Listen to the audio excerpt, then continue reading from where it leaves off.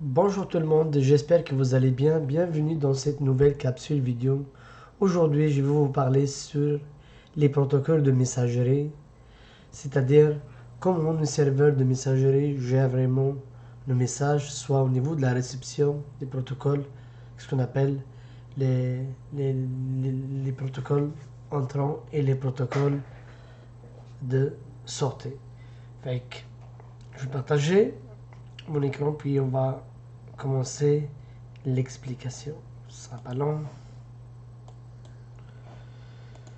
Fait que dans le fond, comme j'ai dit tantôt, il y en a trois protocoles de messagerie. Il y a le protocole SMTP, POP, ou on peut dire POP 3, et le IMAP.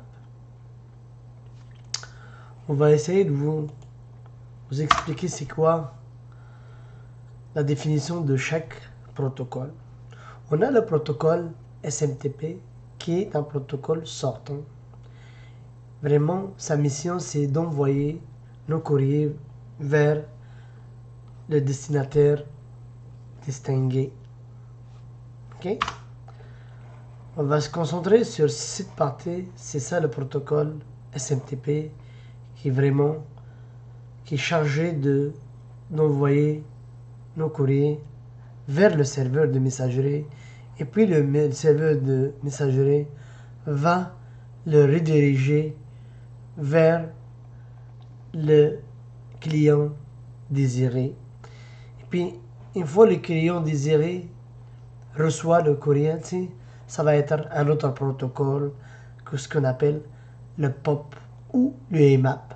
Fait qu'on ne va pas mélanger parce que tantôt, on va parler sur les deux protocoles d'entrée. Celui-là, c'est un protocole de sortie. Et puis, chaque fournisseur, soit Microsoft, soit Google, a ses propres ports et sa politique de chiffrement. OK? Fait que, juste de tenir en compte que lors de la configuration d'un outil de messagerie comme Outlook, par exemple, si on veut configurer un POP, ça prend le serveur SMTP automatiquement. Parce que lui, c'est un serveur d'entrée, lui, c'est un serveur de sortie. Si on veut aussi configurer un IMAP, ça prend. Le IMAP, c'est un protocole, c'est un serveur ou un protocole d'entrée, fait que ça prend la sortie qui est le SMTP. Ok? Le protocole IMAP, c'est un protocole vraiment qui permet le stockage des messages au niveau du serveur. Et puis, lors de la configuration d'un outil de courriel comme Outlook sur un poste client, le stock va descendre, mais quand même, il va garder une copie sur le serveur. Je vous montre ça rapidement. Fait qu'on a notre serveur avec une copie originale. Fait qu'on se connecte avec un ordinateur A au 01, ordinateur 1, on a la copie originale qui synchronise. Si on prend un autre ordinateur puis on se connecte sur le même courrier, on va avoir la même copie. Si jamais on a 20 messages ici, ça va descendre automatiquement 20 ici. Ok? Par exemple, j'ai un compte courriel, j'ai deux réceptionnistes, fait que les deux travaillent avec le même, fait qu'ils vont avoir de la synchro en même temps. L'avantage de ça, je peux me connecter n'importe où sur le serveur, sur la plateforme web, je peux accéder à mes courriels. Je prends mon cellulaire, je peux configurer mon courriel, puis je devrais avoir l'ensemble de mes courriels. Fait que toujours j'ai une copie que je peux descendre localement sur n'importe lequel périphérique ou d'accéder en ligne sur la console web. Ça, c'est l'avantage. L'inconvénient, on a toujours, comment dirais-je, de l'espace qui s'accumule au niveau du serveur. Fait qu'il faut faire le ménage de temps en temps. OK? Si jamais vous avez un bris au niveau de votre ordinateur, juste changer l'ordinateur puis se connecter à nouveau avec Outlook par exemple. L'outil Outlook, tu configures ton courriel puis le stock va descendre automatiquement. Mais le POP3, c'est le contraire de l'IMAP. Avec le POP3, on reçoit les messages dans le serveur, dans une boîte de réception, puis une fois on se connecte sur un ordinateur, puis on configure notre courriel, puis le stick va descendre sur le poste, il va faire une copie locale, puis il va supprimer immédiatement la copie dans le serveur. Si on regarde comme ça, fait qu'on a un serveur, on reçoit les courriels, une copie 01 à 10 heures par exemple. J'ai une copie, c'est correct, puis ici, il y a 0. Puis à un moment donné, il y a un autre courriel qui arrive, par exemple, un courriel qui arrive, fait qu'il va aller aussi, ici. Mais si jamais ce poste n'est pas fonctionné, puis je me connecte avec un autre ordinateur, je vais descendre juste le dernier courrier qui est arrivé. Fait j'ai splitté mes courriers en deux parties. Fait qu'ici j'ai la moitié, ici j'ai la moitié. Fait que c'est difficile à gérer. Et puis aussi l'inconvénient, oui, l'avantage que ça laisse l'espace au niveau du serveur, mais l'inconvénient, si jamais vous aurez un bug au niveau de la machine, soit un crash au niveau de votre disque dur, vous allez perdre l'ensemble de vos courriels. T'sais. Et puis, c'est irrécupérable si jamais vous n'avez pas un système de backup. Fait que cette option, oui, ça libère de l'espace au niveau de notre serveur, mais ça crée un autre problème que on peut perdre les données. Je pense que les données est plus important que l'espace. Fait que moi, je vous conseille d'utiliser toujours les maps ou tout ce qui est online. Ok? Puis, chaque fournisseur a ses propres paramètres. Ses propres paramètres pour les maps, pour le POP et pour le serveur sortant. Fait qu'ils ont le propre serveur, et puis le propre port et la méthode de chiffrement. Si on revient à Google, c'est la même chose. C'est différent. Il a son propre serveur, IMAP, POP3, puis leur propre port, etc. Qu'est-ce qu'on va faire maintenant? On va essayer de vous faire une démonstration comment configurer des courriels sur un outil comme Outlook. C'est-à-dire comment je vais forcer ma configuration au POP. Comment je vais forcer ma configuration en IMAP. Et à la fin, on va essayer de la laisser automatique. J'imagine ça va être l'exchange online. Ok?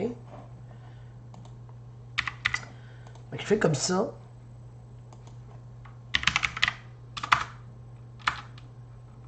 Test.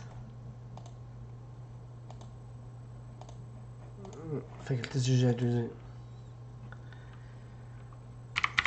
J'ai déjà utilisé test. Fait que... Test 07.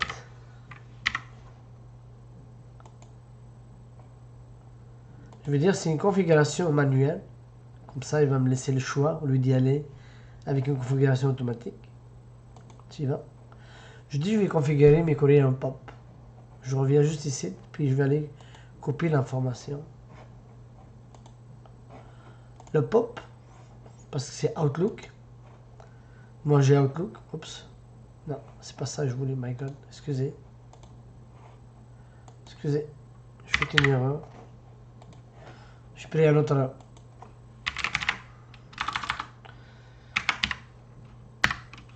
Recette. Ok.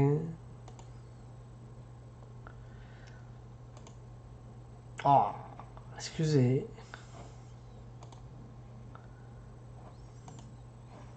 Excusez.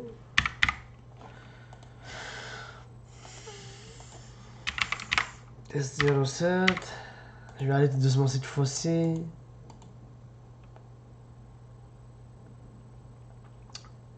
Je vais utiliser un compte Outlook. C'est ça le domaine Outlook, c'est Microsoft. Fait que je vais dire c'est le POP. Si je regarde le POP ici, ça c'est des maps, c'est des POP. Fait que des POP, c'est utilise ce serveur. On va le prendre tel qu'il est. Il est fourni par le fournisseur. Le port c'est 995. Le chiffrement SSL TLS. Puis aussi au niveau de SMTP, c'est le serveur sortant. C'est la même chose. Ok. Le port c'est le 587. Et le chiffrement c'est Start TLS. Fait qu'il faut copier juste l'information qui est ici. C'est pas assez compliqué. Et bon.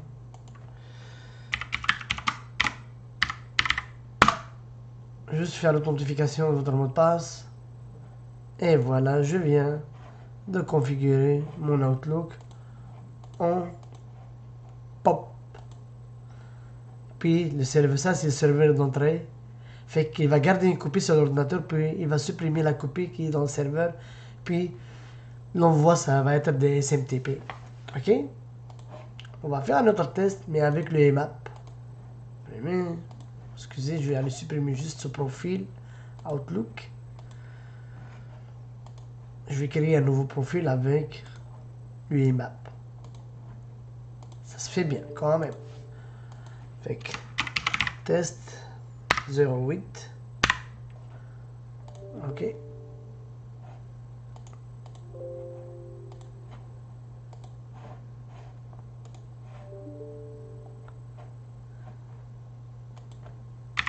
Test 08. Comme je vous ai dit tantôt, on va aller manuellement. On va attendre, ça va être toujours Outlook. Fait qu'on va faire du IMAP. Puis on va aller copier.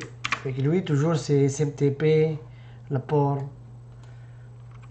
587, Start TLS, fait que je suis en train de copier. Puis les IMAP, ça va être celui-là, puis avec le port 993.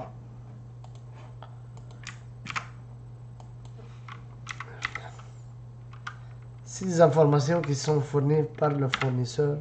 Il n'y a pas d'inquiétude. Puis il dit ici, avec le chiffrement SSL TLS. Suivant. Test. Yeah. Beaucoup de mots de passe. Ok, on IMAP. Fait que je viens de configurer mon courriel en IMAP. Qu'est-ce que ça va le faire? Ça va faire une copie sur l'ordinateur, puis il va laisser une copie dans le serveur. Ça, c'est du IMAP pour le protocole d'entrée, puis pour le protocole de sortie, c'est les SMTP de base. Ok? Puis aussi, vous pouvez, on va supprimer pour le fun, tu sais. On va supprimer le profil Outlook à nouveau. Puis, vous pouvez aussi le configurer automatiquement. Ça va être du IMAP. Ou de l'exchange online, pour ce qui est Microsoft. Ok? Si je fais comme ça, je peux choisir test 9. Je vais choisir une configuration automatique. Vous allez voir, ça va être l'exchange online. L'exchange online, ça ressemble un peu à l'IMAP. Fait que ça descend une copie locale, puis ça garde une copie sur les clouds. Fait que comme ça, je vais aller automatiquement. J'ajoute la boîte. Courriel, fait que suivant terminé. Fait qu'il me l'a ajouté. Tantôt, on va aller voir c'est quoi. Qu'est-ce qui est dans la config pour le serveur d'entrée. Puis le serveur de sortie. Puis j'imagine que ça va être Microsoft Exchange. On va aller ici. Paramètres. Excusez. Regardez ici Microsoft Exchange. Fait que c'est lui qui gère soit mon serveur d'entrée, mon serveur de sortie. Fait que merci beaucoup. J'espère bien que cette capsule vidéo a été à votre goût. Puis de cette façon, vous êtes capable de dire comment je vais setter mes courriels, comment je veux gérer mes courriels. Est-ce que vraiment je vais les gérer automatiquement? Est-ce que je vais les gérer en mode POP pour libérer d'espace au niveau de mon serveur, puis je fais du backup quotidiennement? Est-ce que non, moi je vais aller en IMAP, puis je vais garder la copie sur le serveur et je descends une copie sur mon ordinateur ou sur mon cellulaire. Fait que c'est ça. Fait que merci beaucoup. À la prochaine. Bye.